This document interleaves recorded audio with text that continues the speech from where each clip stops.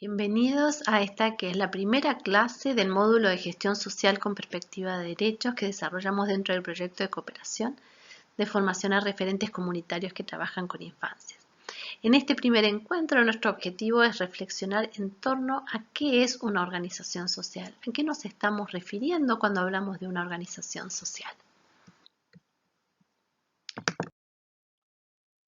Cuando pensamos en una organización, ¿a qué nos referimos cuando estamos pensando en la palabra organización? Lo primero que surge es que una organización implica un grupo de personas, ¿no? Una persona no es sola una organización, o por lo menos no debería serlo, pero estamos hablando de un grupo de personas. Ahora, esas personas tienen un objetivo y ese objetivo es un objetivo en común. Supuestamente todas estas personas tienen un mismo objetivo. Ahora, si pensamos un grupo de personas que están paradas en la parada del colectivo y se suben a un colectivo, parecería que tienen un objetivo en común, pero no necesariamente eso significa que es una organización. Así que, por lo tanto, esto no sería suficiente. ¿Qué otros elementos podemos pensar cuando pensamos en una organización? Primero es que desarrollan actividades, o sea, nosotros podemos tener un grupo de personas que tienen ideas, un grupo que dicen nos gustaría que haya menos contaminación en el planeta, pero ese objetivo por ahí no desarrolla ninguna acción en esa dirección, por lo tanto no parecería ser una organización. Lo otro es que activan recursos. ¿Qué significa con eso? O sea, generalmente esas personas dicen, bueno, vamos a hacer tal cosa y para eso vamos a llamar a tales personas que nos acompañen, vamos a hacer un bingo, vamos a hablar con el intendente. O sea, activan elementos que permitan poder desarrollar esas actividades. Otro de los elementos centrales es que trabajan en forma colaborativa, ¿no? Para que sea un grupo de personas tenemos que pensar que esas personas desarrollan acciones en forma colaborativa y que tienen algún tipo de norma de funcionamiento. O sea, ¿qué significa eso? Que tienen algún tipo de formalidad, como lo vamos a ver más adelante. Definir una organización de algo que no es una organización puede tener sus desafíos porque podríamos pensar, como decíamos antes, un grupo de personas por ahí que tienen un mismo objetivo, que desarrollan actividades, no necesariamente son una organización o pueden ser una organización pero a veces no desarrollan actividades. Entonces, todo esto, esta complejidad o en vez de trabajar en forma colaborativa están en conflicto. Todo esto nos habla de una complejidad muy grande respecto a una organización y vamos a ir tratando de descifrar un poco esa complejidad a lo largo de esta clase. Lo que podemos decir también es que según el objetivo podemos pensar que hay distintos tipos de organizaciones. Nos encontramos con organizaciones de lo más variadas, escuelas, iglesias, empresas o organizaciones comunitarias, o también podemos decir que la familia, algunos dicen que la familia es una organización básica. En este caso, en esta imagen tenemos todos edificios, pero no necesariamente todas las organizaciones son edificios. A veces es un grupo de personas que interactúa, que funcionan en la casa de una persona, pero cada organización en general define una meta, un objetivo y que esa meta, ese objetivo va marcando un poco el tipo de organización a la cual se refiere. Cuando pensamos en las organizaciones, como vimos, hay organizaciones que pertenecen al Estado, hay organizaciones que pertenecen al mercado, como pudimos ver, por ejemplo, una empresa, un negocio, todas esas son organizaciones que pertenecen al mercado, o las escuelas, los hospitales. Y después existe un universo de organizaciones que son las que llamamos sociedad civil. Hay distintas formas de llamar a estas organizaciones de la sociedad civil. Una forma es que se llama tercer sector, porque como vemos acá está el mercado, el Estado y este tercer sector, que es la sociedad civil. organizaciones no gubernamentales, organizaciones sin fin de lucro. Como ven en estos nombres, estos nombres vienen a diferenciarse de estos dos lugares. Sin fin de lucro se quiere separar del mercado. No gubernamentales se está separando del Estado.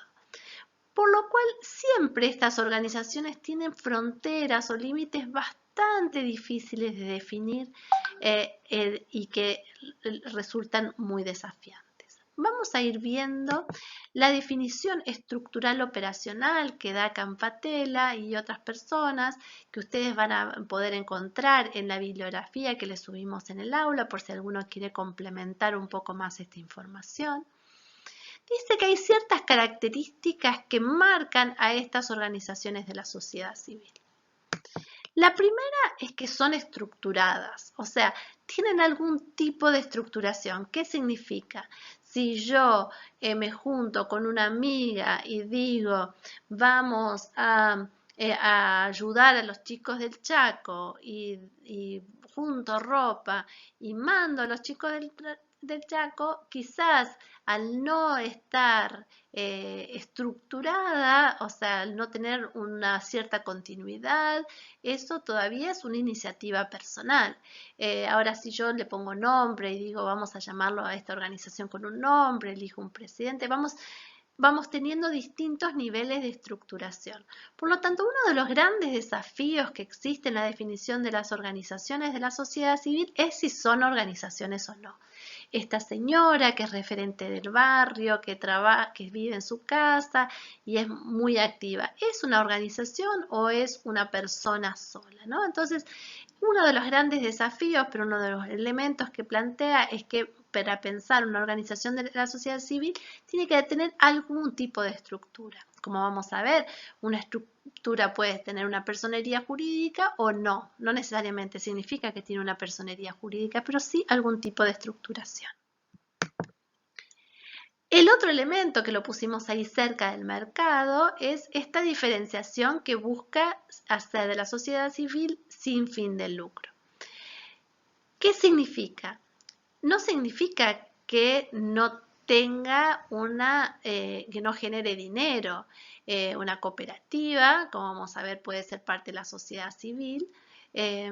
Lo que la diferencia es que lo que busca no es el lucro, no es el objetivo. Y que al final del año, si sobra plata, ese dinero se va a reinvertir en la organización.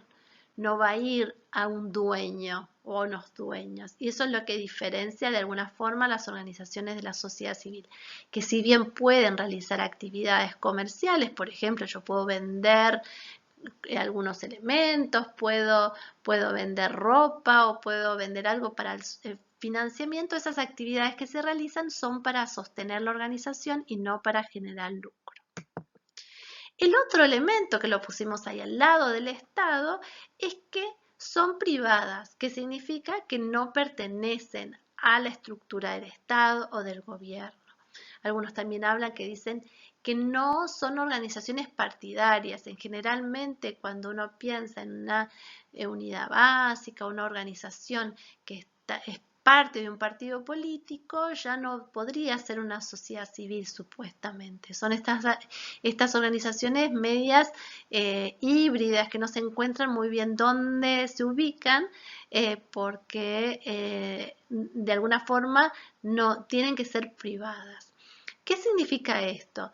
Es muy difícil, esto también genera un debate sobre cuándo una organización es privada y cuándo es parte del gobierno, especialmente si esa organización recibe su financiamiento al 100% de parte de un gobierno provincial o municipal o nacional. Entonces ahí genera un poco de duda si realmente es parte del gobierno o no. Pero la diferenciación de eso tiene que ver con el cuarto elemento central, es que están autogobernadas y voluntarias. ¿Qué significa esto? Que ellas se autogobiernan, que el presidente o el secretario, quien dirige esa organización, lo eligen la propia organización y no está elegido por el gobierno. Voluntarias, a veces algunos interpretan que tiene que ver con que hay muchos voluntarios que pertenecen a la organización, pero también se lo puede interpretar como que son voluntarias su participación. La gente participa en estas organizaciones por voluntad propia, no por que sean obligados a hacerlo. Entonces, estas 4 características que, como vimos, en algunos sentidos nos va diferenciando de lo que es una organización de lo que no lo es, o de lo que es un mercado, y la diferencia con el mercado, nos va mostrando de alguna forma estos límites que hay entre estos 3 sectores, pero que están sumamente interrelacionados, porque uno podría decir algunos clubes sociales y deportivos, ¿son mercado o no son mercado? Entonces, estos límites son bastante complejos de definir. Pero bueno, todas ellas interactúan especialmente la sociedad civil. El objetivo central tiene que ver con promover el bien común, que si bien comporte eso en cierto sentido también con el Estado, de alguna forma la diferencia por este rol importante que tiene. ¿Cuál es la definición legal de sociedad civil? Porque esa es otra, hablamos de un tipo de definición. Generalmente cuando pensamos en una definición legal, tiene que ver con que estas organizaciones están definidas en el Código Civil, en el artículo 33, y generalmente como un nivel máximo de legalidad, tienen que, se van inscribiendo en la Inspección General de Justicia o la IGJ. Esto lleva a un nivel de formalidad que las hace como que existan jurídicamente. Y una vez que existen jurídicamente, pueden ser de distinto tipo tener distintos tipos de inscripción. La primera es una asociación civil sin fin de lucro. La segunda es una fundación, que están regidos por la ley 19.836, pero también hay organizaciones que se las denomina híbridas, porque estas organizaciones generalmente, ¿qué significa? Que son sociedad civil, pero tienen algunos elementos que las podrían estar más relacionadas especialmente con el mercado. Estas organizaciones son las mutuales, donde puede tener algún tipo de fin de lucro, aunque no tiene un dueño. Las cooperativas, que también son como, también están en el mercado, ¿no? Tienen un fin común, pero están en las obras sociales, y los sindicatos, que son aún más debatidos. Hay algunos autores que consideran que los sindicatos no son parte de la sociedad civil. Ahora, nos parece interesante diferenciar estos 2 tipos de organizaciones que son las más comunes, ¿no? Entre la fundación y la asociación civil. Hay como algunos elementos que podrían decir que las diferencian. Primero es quién la arma. Una fundación generalmente es un fundador. La asociación civil son los propios beneficiarios de la organización los que arman la asociación. Y esto está asociado a quien lo gobierna, como decíamos antes, el autogobierno. Mientras en la fundación quien lo gobierna es un comité directivo, presidente, secretario, tesorero, quienes toman las decisiones. En la asociación civil el que toma las decisiones son las asambleas. ¿Quién pertenece a la fundación? El comité directivo, quienes brindan servicios a otros, ¿no? Mientras la asociación civil generalmente son los socios quienes administran los servicios de los cuales ellos son beneficiarios. Generalmente la fundación, que decíamos que tiene una ley que la rige, se pide, por ejemplo, un monto de donación del socio fundador donador, que tiene que hacer un depósito de dinero para abrirla, mientras la asociación civil no se le pide eso. Ha habido muchos debates sobre la fundación, si son generadas porque son formas de evadir impuestos, porque de hecho muchas de las fundaciones son fundaciones de partidos políticos o de áreas de cultura, muchas universidades son fundación o institutos de educación, de salud, fundaciones de asistencia social, muchas empresas tienen fundaciones, entonces tienen que ver generalmente con esta organización, este grupo de personas que busca dar servicios a otros. Mientras la asociación civil es una de las formas más comunes dentro de las organizaciones, especialmente las territoriales, las comunitarias, que está pensado en un amplio rango de organizaciones que podríamos decir las cooperadoras escolares, las organizaciones de colectividades, sociedades de fomento, bibliotecas populares, academias de investigación, organizaciones de base. Podrían ser algunos de los tipos de asociación civil más comunes. Ahora, uno de ese tipo de organizaciones, de asociaciones, son las organizaciones territoriales, comunitarias y barriales.